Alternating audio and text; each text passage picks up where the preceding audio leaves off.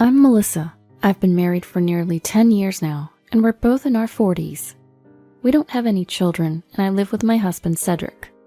Cedric is 5 years older than me and works an ordinary white-collar job. I have a part-time job as well, so there's a little financial cushion for the two of us. Since getting married, we haven't had any significant arguments, and I think we've been getting along quite well. However, things have started to get a little complicated recently. It all started when I inherited a condo after my father passed away. I've been told to move into that condo and to hand over my childhood home. My father had bought a new 2-bedroom condo when we got married, and he was living there. It's not a huge place, but it's a stylish condo. The condo where Cedric and I live now is my childhood home. I lived with my father and mother in a 4-bedroom condo until I got married, and then my father gave it to me. I left home once to go to college, but coming back after marriage to a home filled with memories was truly joyous. My mother passed away when I was in college, so my father was living alone in the family home. When we were getting married, he said, "How about living in this condo?" I thought he was suggesting moving in together, but he firmly declined. He probably didn't want to interfere with our newlywed life. Then, my father passed away. I inherited the 2-bedroom condo where he had been living. Fortunately, I was able to quickly find a tenant and have them sign a lease. I thought our life would continue just as before. But a year passed, and my mother-in-law surprised me with an unexpected proposal during a visit. "Why don't we let Jasmine and her kids live in the 4-bedroom condo you're in? It's getting tight where they are now." Jasmine is Cedric's sister and a single mother raising 3 children. They currently live in a 2-bedroom apartment. The kids were all in elementary school now, and I understood that their place might be tight for a family of 4. However, I had never had a good impression of Jasmine. Every time we met, she looked down on me for not having children. Cedric and I got married just before I turned 30. At that time, she had already tried to outdo me, but it got even worse after I turned 30. "You're 30 and still don't have a single child? You still don't have children? As a woman, isn't your life over?" Those words were just the beginning. The ultimate insult came when my father passed away. "You're such a disgrace not letting your father meet his grandchild." Jasmine is 3 years older than me, but she feels more like a younger sister-in-law than an older sister-in-law. In any case, we were technically family, so I wanted to get along if possible, and I thought I was making an effort.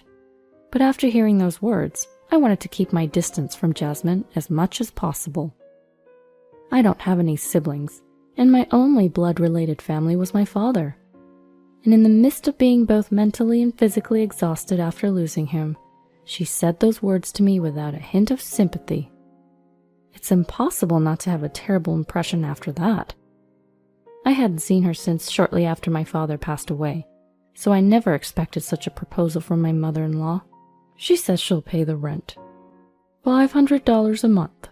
She said this with a look on her face as if to say, "Isn't that a great deal?" I was utterly astonished. Our condo is not that new, but it has been renovated, so the facilities are clean and there are no problems. With good public transport and being adjacent to a mall, if we were to rent it out, the rent would undoubtedly be over $2,000. $500? I don't know if they're unaware of the marketplace or what, but that's a lot of nerve to mention such figure when talking about renting a 4-bedroom condo. Since I didn't say anything, my mother-in-law must have taken it as a confirmation and proceeded with the conversation. "Don't you have a condo that you're renting out now? You two can live there. Just don't renew the lease. You two can move in, and once you're done moving, Jasmine and her family can move in. How many years is the lease?" she said. Cedric, being himself, said, "Oh yeah, that's a great idea. The condo where my father-in-law lived is new and stylish, and it's enough space for the 2 of us to live in." It seemed like the conversation would just keep moving forward on its own, so I asked, "Aren't we supposed to live here together?" In reality, my in-laws live in a single-family home, and now it's just my father-in-law and mother-in-law living there. Cedric and Jasmine's rooms aren't even being used. It seemed like it wouldn't be a problem if Jasmine's family moved in. Rather, if they wanted to move to a larger place, shouldn't they rely on their parents' home before asking us to move? However, it seems that if they move into my in-laws' home, the children will have to transfer schools. They would need to purchase new school uniforms and other things, so they said it would be a waste of money.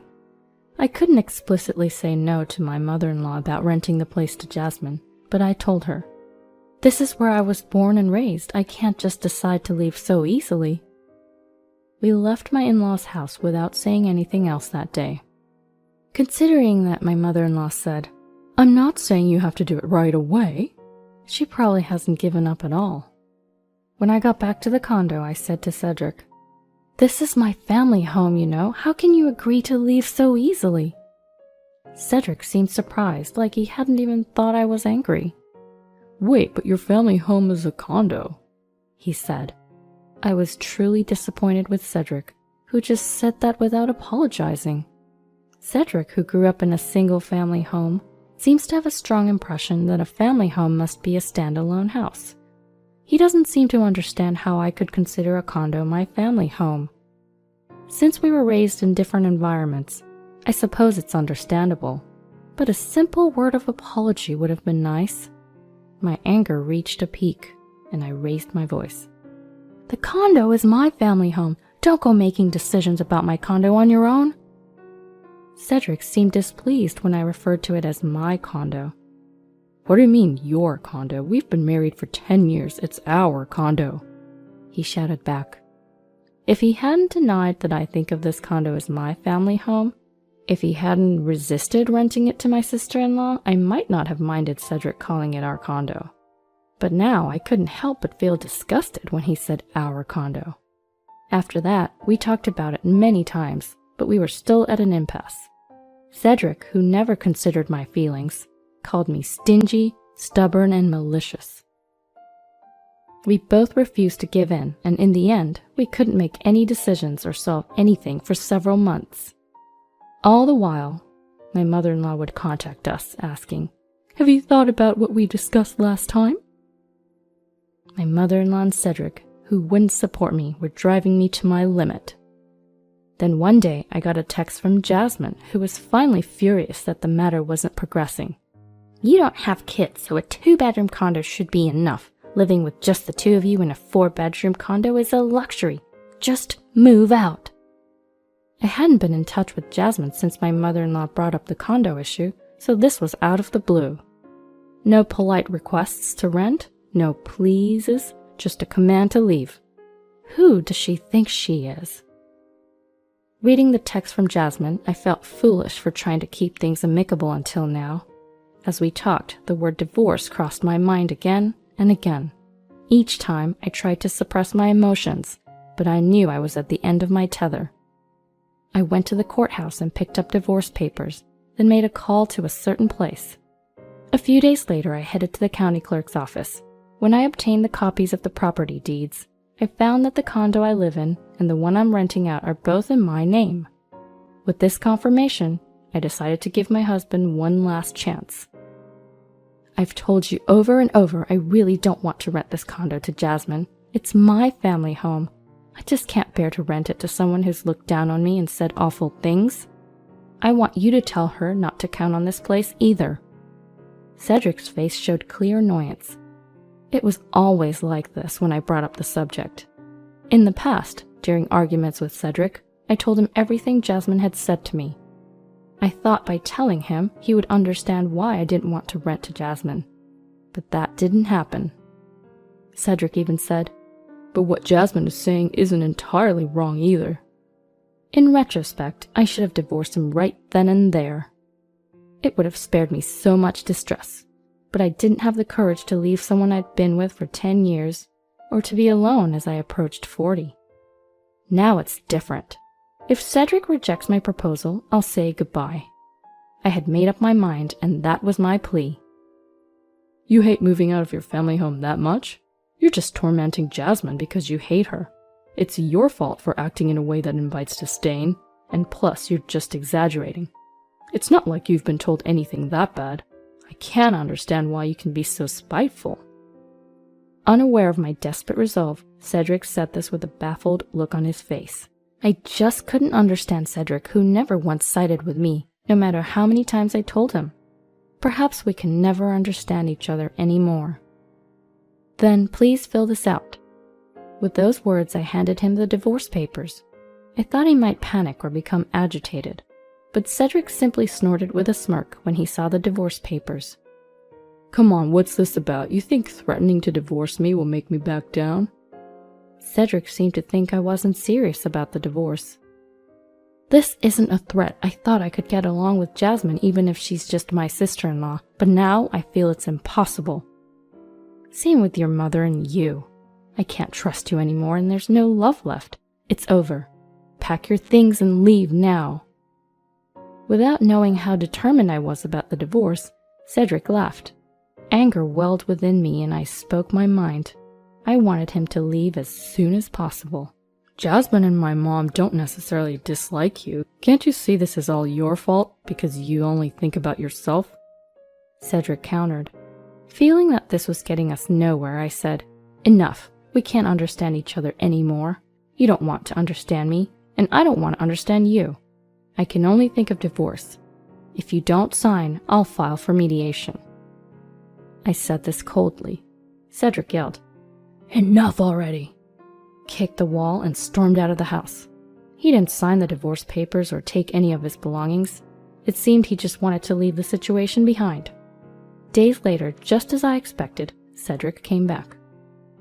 With a guilty look on his face, he asked, What should I do? Does he think that I'll forgive him if he humbles himself? There's nothing to do at all. Everything's already settled. If you agree to the divorce, sign the divorce papers. If not, I'll file for mediation. Also, I've decided to sell this condo.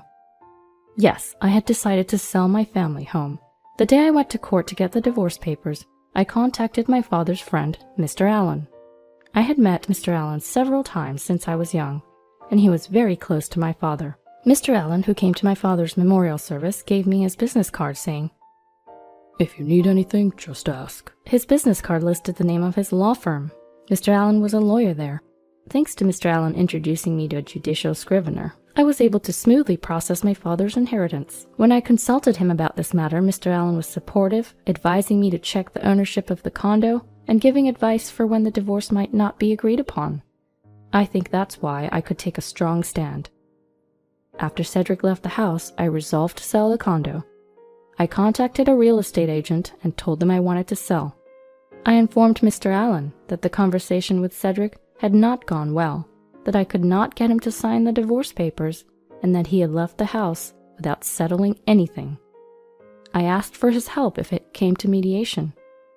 Cedric, upon hearing that the condo was going up for sale, widened his eyes, and contrary to his previous attitude, let out an intimidating low voice.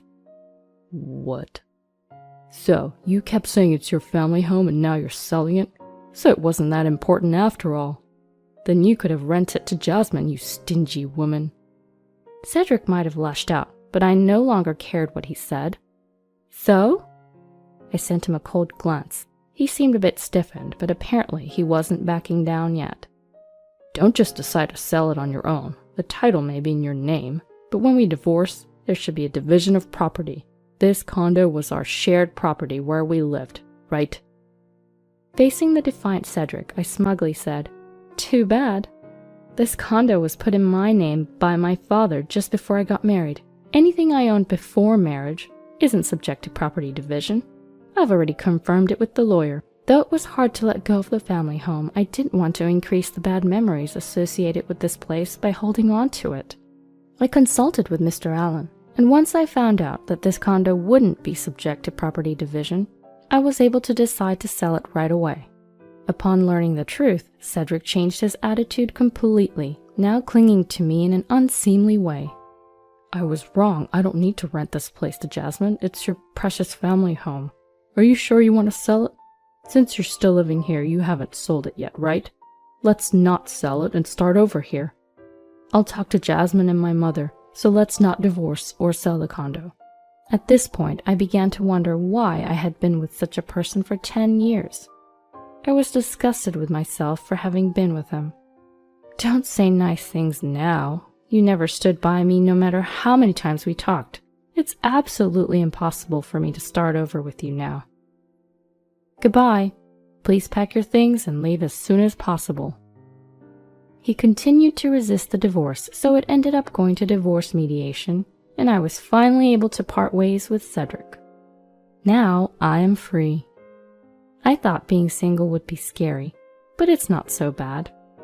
I've now purchased a new 2-bedroom condo, and I'm enjoying my life as I please.